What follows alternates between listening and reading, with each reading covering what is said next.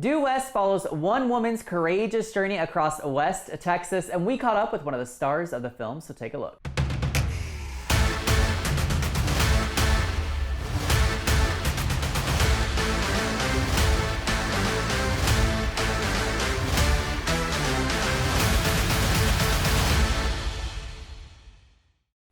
Joining me now is actor Henry Thomas. Thank you so much for taking the time to do this. How are you, Henry? Oh, thanks for having us. I appreciate it. I'm doing Yeah. all right. Well, I'm excited to learn all about your thoughts on the film Due West that you were a part of. So let's start with this. Why did you want to be a part of this film, and what about the role of Pastor Mike intrigued you? Well, I'm from South Texas, and anytime there's kind of a Texas story, my interest has peaked. And Evan and Adrienne, they're Texas based, and it was going to be kind of a Texas project. So I had a chance to go out to Marfa and film, and I said, man, that sounds fun. Uh, the character intrigued me because, obviously he's rife with conflict, and that's a lot of fun for an actor. Yeah. So it, it wasn't a huge role, but it was an important role, and I wanted to be a part of the project. And Evan's a first-time filmmaker, and I was excited that he had a vision, and it sounded like fun. Yeah. Well, kind of as you alluded to, Pastor Mike does has this very unique role in Due West. He's very elusive, but as the movie goes on, we kind of begin to understand him for who he is and what he's about, even if it's in a more subtle way. So I'm curious for you, as a just a human being, what have you learned from Pastor Mike, and then also what do you hope that the audience takes away from him? Well, I think the interesting thing about Pastor Mike is that, he's doing his duty to the community, and sort of the first, primary directive of his is to look after his flock. And, Adrienne's character is part of that flock, and it's a small town. Everybody knows each other, everybody knows their history, family history.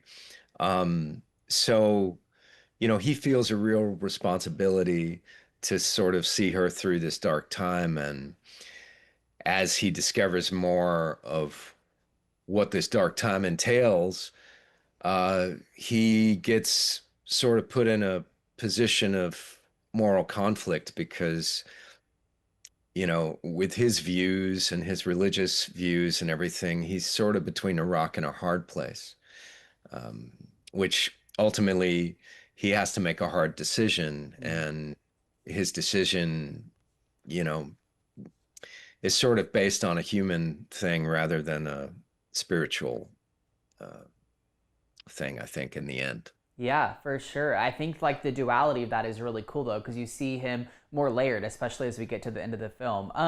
You do have Texas roots from San Antonio, just down the road here. So, how special was it for you to work on a film based in Texas with mostly Texas-based actors and creatives?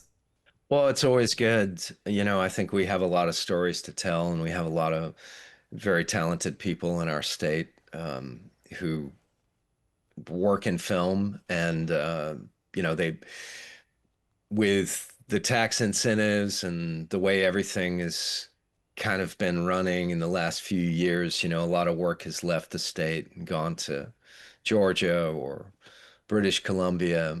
And I think anytime we can kind of get in there and make films in Texas, and tell Texas stories, it's great because we got a big, diverse state with lots of varied landscape. We have a lot of talented people, um, and it's a good industry. We should be making more films in Texas. Yeah, I agree. I'd love to see more films made here. Do you have a favorite on-set memory that you'd like to share? Well, we shot in a cafe in Georgetown for a lot of uh, the show, and I hate shooting dinner table scenes, but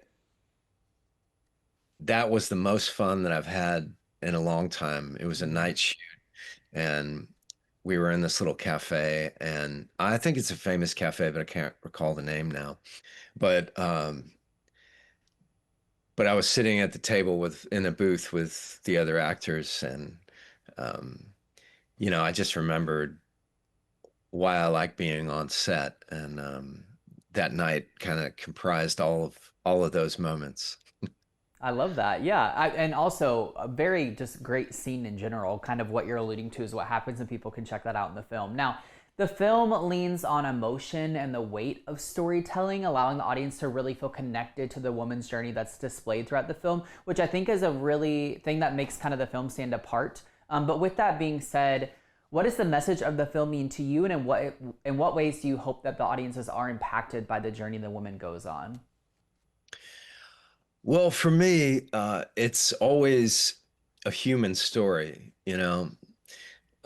the broader issue of what the film is kind of focused around, reproductive rights and everything. You can feel one way or the other about that, um, you know, but politics aside, I think all of these issues at the heart of them, they're objective until they become personal. Mm, And once it becomes personal, um, your views change, right? Or they can change. So I think to me, that's the interesting thing about the film is that everything is sort of ambiguous until it becomes personal. And then once it mm, becomes personal, it's hard to see it in a binary kind of black and white thing. mm-hmm. Um, it's really intriguing to me because that's, to me, the heart of the human experience. Yeah, I think that's really well stated. Is like it becomes personal, which I think is true for a lot of people that will encounter this film. Being away from Due West for just a brief second here, your acting career truly ignited after being the lead in E.T., which people remember in your very young early days. So I'm curious, did the little version of you being a part of E.T. ever think that you'd still be acting today, or did you even have an idea of what life would look like at the time? Yeah, I don't know. I always wanted to be an actor since I was about 5 years old. Mm, I just thought that's what I'm going to do. And then I just ended up doing it. Um, it's been up and down. It always hasn't mm-hmm. been wonderful or anything, Sure. but it hasn't always been wonderful or anything, but it's also been a great adventure, Mm-hmm.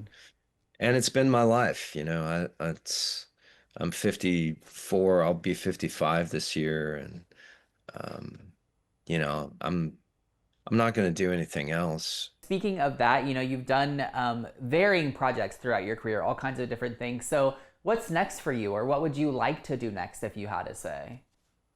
Well, for me, these days, I'm interested in kind of writing my own projects, and I have an interest in sort of moving more behind the camera and in Okay. terms of production and writing and I'll always act, but I would like to have more creative control on the projects that I am a part of. Yeah. Well, we'll be excited to see what kind of comes out of that and what you do next. So, Henry, thank you so much for your time and for being a part of Due West and doing this. We appreciate it.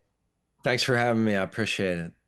You can watch Due West on varying streaming platforms and keep up with the movie by following at Due West Film.